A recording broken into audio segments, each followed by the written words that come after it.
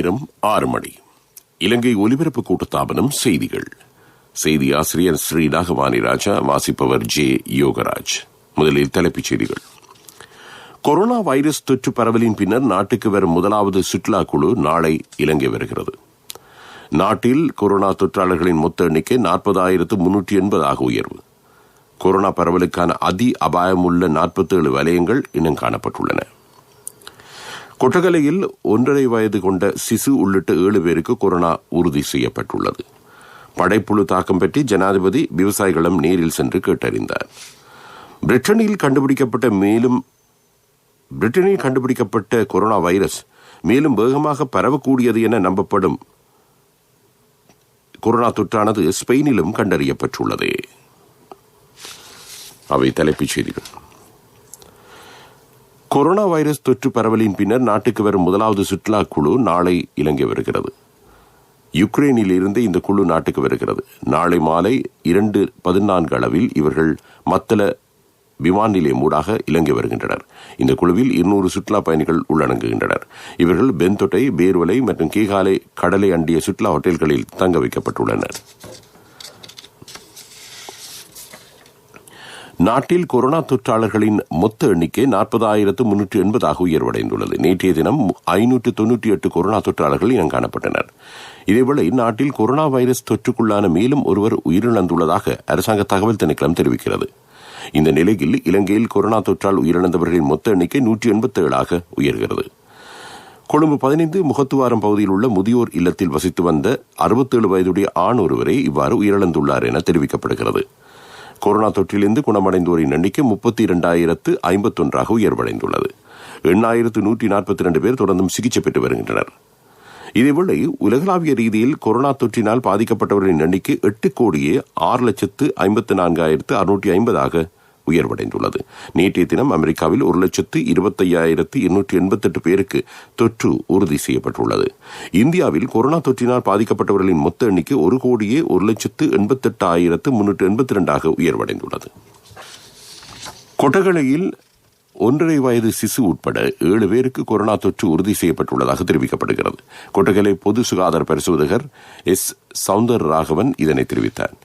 கடந்த 23ஆம் தேதி கொட்டகலை சுகாதார வைத்திய அதிகாரி பிரிவுக்குட்பட்ட பகுதிகளில் 60 பேருக்கு மேற்கொண்ட PCR பரிசோதனைகளின் அறிக்கை நேற்று மாலை வெளியான நிலையில் இவ்வாறு 7 பேருக்கு தொற்று உறுதி செய்யப்பட்டுள்ளது. தலவாக்கலை கோமோட் தோட்டத்தில் 1.5 வயது ஆண் சிசு உட்பட 7 பேருக்கு தொற்று உறுதி செய்யப்பட்டுள்ளது. கடந்த அக்டோபர் மாதம் முதல் இதுவரையில் கொட்டகலை சுகாதார வைத்திய அதிகாரி காரியாலய பகுதியில் 44 பேருக்கு தொற்று உறுதி செய்யப்பட்டுள்ளது. நீங்கள் கேட்டுக்கொண்டிருப்பது இலங்கை ஒலிபரப்பு கூட்டுத்தாபனத்தின் செய்திகள்.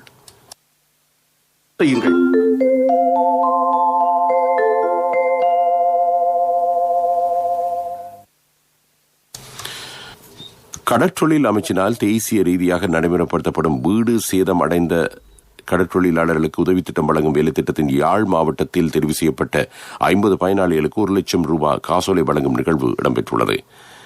நிகழ்வில் கடற்றொழில் நீரியல் வளத்துறை அமைச்சர் டக்ளஸ் திவானந்த கலந்து கொண்டு பயனாளிகளுக்கான காசோலைகளை வழங்கி வைத்தார். யாழ் மாவட்டத்தில் 13 செயலாளர் பிரிவுகளில் 13 பிரதேச செயலாளர் பிரிவுகளில் தெரிவு செய்யப்பட்ட 50 பயனாளிகளுக்கு 1 லட்சம் ரூபாய் பெறுமதியான காசோலைகள் பகிர்ந்தளிக்கப்பட்டன. வீடற்ற அனைத்து இளைஞர்களுக்கும் சகல வசதிகளுடன் கூடிய வீடுகளை வழங்குவதற்கான யுகம் உதயமாகியுள்ளதாக ராஜாங்க அமைச்சர் இந்திக் அனுருத்த தெரிவித்தார். உங்களுக்கு வீடு நாட்டுக்கு நாளை தேசிய வீடமைப்பு திட்டத்தின் கீழ் திவலப்பிட்டிய பிரதேச செயலாளர் பிரிவில் அமைக்கப்பட்ட வீடுகள் பொதுமக்களிடம் கையளிக்கப்பட்டன. இந்த நிகழ்வில் உரையாற்றிய போது ராஜாங்க அமைச்சர் இந்திக் அனுருத்த இதனை குறிப்பிட்டார். நாடளாவிய ரீதியில் 36 குற்றக்குழுக்கள் உள்ளதாக போலீசார் பொதுமக்கள் பாதுகாப்பு அமைச்சுக்கு அறிவித்துள்ளனர்.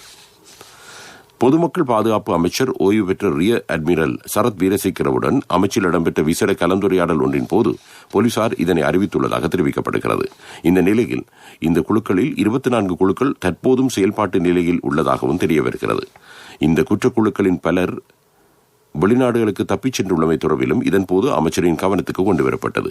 இந்த நிலையில் அனைத்து திட்டமிடப்பட்ட குற்றங்களில் ஈடுபடும் இவ்வாறான குழுக்களை கட்டுப்படுத்த தேவையான நடவடிக்கைகளை முன்னெடுக்குமாறு அமைச்சர் சரத் வீரசேகர போலீசாருக்கு ஆலோசனை வழங்கினார்.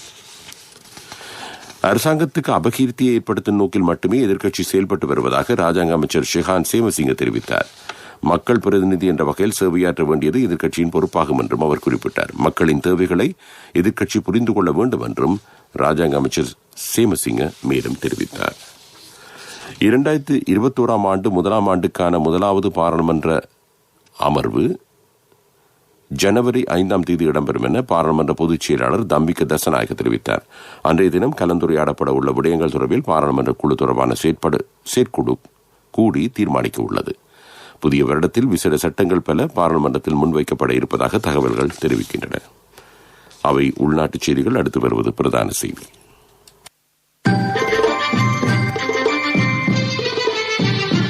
பிரதான செய்தி வழங்குவோர் ஒவ்வொரு வீட்டிலும் இருக்க வேண்டிய வீட்டு வைத்தியர் சித்தாலேப.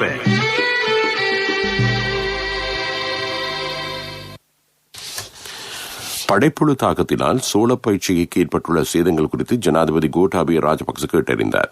அனுராதபுரம் எலபத்துவ பஹலகமவுக்கு சென்ற ஜனாதிபதி விவசாயிகளை சந்தித்தார்.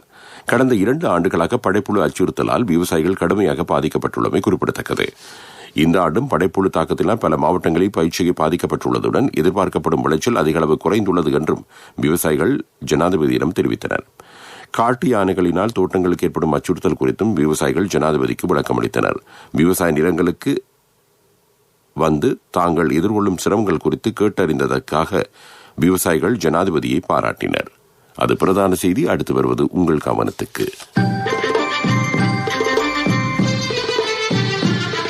பிரதான செய்தி வழங்கியோர் ஒவ்வொரு வீட்டிலும் இருக்க வேண்டிய வீட்டு வைத்தியர் சித்தாலேப.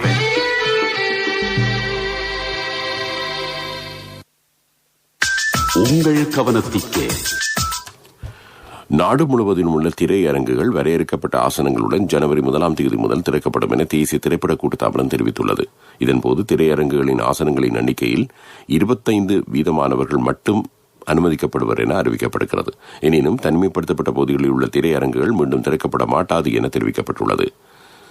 கோவிட்-19 2வது அலையின் காரணமாக அனைத்து திரையரங்குகளை மூட அரசாங்கம் முன்னர் தீர்மானித்திருந்தமை குறிப்பிடத்தக்கது. அது உங்கள் கவனத்துக்கு. அடுத்து வருவது உலகச் செய்திகள். உலகச் செய்திகள்.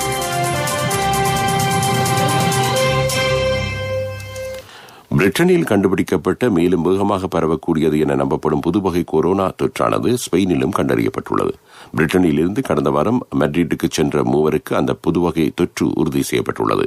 புதுவகை தொற்று அதிகம் பரவக்கூடியது என்றாலும் பாதிக்கப்பட்டவர்கள் கடுமையாக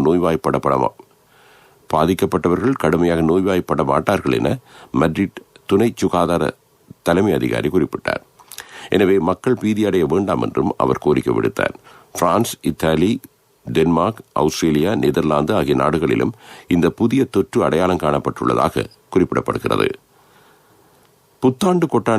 புத்தாண்டு கொண்டாட்டங்களை தவிர்க்குமாறு ஜப்பான் பிரதமர் யோஷிஹிதே சுகோ அந்த நாட்டு மக்களிடம் வேண்டுகோள் விடுத்துள்ளார். கொரோனா பரவல் ஆபத்து இருப்பதை சுட்டிக்காட்டி அவர் இந்த வேண்டுகோளை விடுத்தார். தொலைக்காட்சி மூலம் உரை நிகழ்த்திய அவர் கொரோனா பரவலை தடுக்க புத்தாண்டு கொண்டாட்ட நிகழ்ச்சிகளில் ஈடுபட வேண்டாம் என்றும் புத்தாண்டு விடுமுறையை அமைதியான முறையில் வீட்டிலேயே குடும்பத்தினருடன் கழிக்கும்படியும் கேட்டுக்கொண்டார். அது உலகச் செய்தி. அடுத்து வருவது அபிவிருத்தி செய்தி. அபிவிருத்தி செய்திகள். மட்டக்களப்பு மாவட்டத்தில் குறைந்த வருமானம் பெறும் மக்களின் வாழ்க்கை தரத்தை மேம்படுத்துவதற்காக உலக உணவு திட்டத்தின் உதவியுடன் 5 செயல் திட்டங்கள் அமலாக்கப்பட உள்ளன. இவை பற்றி ஆராயும் உயர்மட்ட கூட்டம் மட்டக்களப்பு மாவட்ட சேலத்தில் இடம்பெற்றது. வறுமை கோட்டின் கீழ் வாழ்பவர்களுக்கு கால்நடை வளர்ப்புக்கான தொழுவங்களை அமைத்துக் கொடுத்தல், காளான் வளர்ப்புக்கான வசதிகளை பெற்றுக் கொடுத்தல், விவசாய உற்பத்திகளுக்கு பெருமை சேர்த்தல் போன்ற நடவடிக்கைகள் முன்னெடுக்கப்படும். அது அபிவிருத்தி செய்தி. அடுத்து வருவது விளையாட்டுச் செய்தி. விளையாட்டுச் செய்திகள். LPL 2020 கிரிக்கெட் போட்டித் தொடரின் உத்தியோகபூர்வ ஒலிபரப்பாளர் இலங்கை ஒலிபரப்பு கூட்டுத்தாபனம். இலங்கை தென்னாப்பிரிக்க அணிகளுக்கு இடையிலான முதலாவது டெஸ்ட் கிரிக்கெட் போட்டி செஞ்சுரியன் மைதானத்தில் இடம்பெற்று வருகிறது.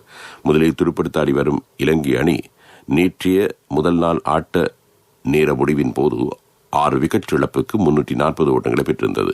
துடுப்பாட்டத்தில் தினேஷ் சந்திமால் 85 ஓட்டங்களையும், தனஞ்சய் டிசில்வா 79 ஓட்டங்களையும், நிரோஷத் திக்வெல்ல 49 ஓட்டங்களையும் பெற்றனர். போட்டியின் 2ஆம் நாள் ஆட்டம் இன்று பிற்பகல் 1:30 அளவில் ஆரம்பமாகும். அது விளையாட்டுச் செய்தி. அடுத்து வருவது வர்த்தக செய்தி. வர்த்தக செய்தி. அமெரிக்காவின் மாநிலத்தில் சாரதி இல்லா வாகனங்கள் மூலம் பொருட்களை விநியோகிக்கும் சேவையை ஆரம்பிக்க அனுமதி வழங்கப்பட்டுள்ளது. நியூரோ என்ற பெயரிலான ரோபோ நிறுவனம் அடுத்த ஆண்டு முற்பகுதியில் சாரதி இல்லா வாகனங்களை சேவையில் ஈடுபடுத்தும். இந்த வாகனங்கள் கடந்த ஏப்ரல் மாதம் சோதனையில் ஈடுபடுத்தப்பட்டன. இவை மணிக்கு 35 கிலோமீட்டர் என்ற குறைந்த வேகத்தில் பயணம் செய்து பொருட்களை விநியோகிக்க உள்ளன. அது வர்த்தக செய்தி. அடுத்து வருவது பொருளாதார செய்தி. பொருளாதார செய்திகள் அனுசரணை. அண்ணா 31க்கு நீங்க மகளுக்கு தங்கம் வாங்குவீங்கன்னு நான் எதிர்பார்க்க இல்ல. எந்த தங்கத்துக்கு தங்கம் கொடுக்க முடிஞ்சது எந்த LOLC கிரெடிட் கார்டு இருந்ததால. LOLC ஃபைனான்ஸ் கடன் அட்டை உங்களை மேலும் உயர்த்திட. நெடுந்தீவு வெட்டக்களி குளத்தில் சுமார் 4,60,000 ரூபாய் பெறுமதியான 11,50,000 இறால் குஞ்சுகள் விடப்பட்டுள்ளன. கடற்றொழில் அமைச்சர் டக்ளஸ் தேவானந்தவின் வழிகாட்டலுக்கு அமைய நீர்வளங்கள் உரப்பயன்பாட்டுக்கு வழியமைத்தல் எனும் கருத்திட்டத்தின் அடிப்படையில் தேசிய நீர்வாழ் உயிரின வளர்ப்பு அபிவிருத்தி அதிகார சபையினால் இந்த திட்டம் நடைமுறைப்படுத்தப்பட்டுள்ளது. வெட்டக்களி குளத்தினை வாழ்வாதாரமாக கொண்டு சுமார் 50 குடும்பங்கள் வாழ்ந்து வருகின்றன. இந்த நிலையில் தற்போது மேற்கொள்ளப்பட்டுள்ள வேலை திட்டத்தின் ஊடாக சுமார் 1,50,00,000 பெறுமதியான சுமார் 15,000 கிலோகிராம் இறால்களை அறுவடை செய்ய முடியும் என மதிப்பிடப்பட்டுள்ளது. அமைச்சர் டக்ளஸ் தேவானந்தவின் ஆலோசனையில் கடந்த வருடம் வெட்டக்களி குளத்தில் விடப்பட்ட இறால் குஞ்சுகள் பிரதேச மக்களுக்கு நிறைவான பலனை கொடுத்திருந்த நிலையில் கடந்த வருட செயல் திட்டத்தின் தொடர்ச்சியாக குறித்த இறால் குஞ்சுகள் விடப்பட்டுள்ளமை குறிப்பிடத்தக்கது. அது பொருளாதார செய்தி. இறுதியாக வானிலை அறிக்கை. இப்போதான் சந்தோஷமா பள்ளிக்கூடம் போறாள். எல்லாம் நீங்கள் சைக்கிள் வாங்கி கொடுத்ததால. LOLC கிரெடிட் கார்டு இருந்ததால நினைச்ச உடனே வாங்கி கொடுக்க கூடியதா இருந்துச்சு. LOLC ஃபைனான்ஸ் கடன் அட்டை உங்களை மேலும் உயர்த்திட.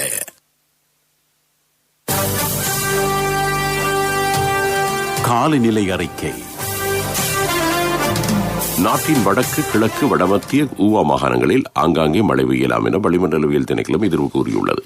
ரத்தினபுரி, களுத்துறை, நுவரேலியா, காலி, மாத்தறை மாவட்டங்களில் சில இடங்களில் மழையோ அல்லது இடியுடன் கூடிய மழையோ பெய்யக்கூடிய சாத்தியம் உள்ளது.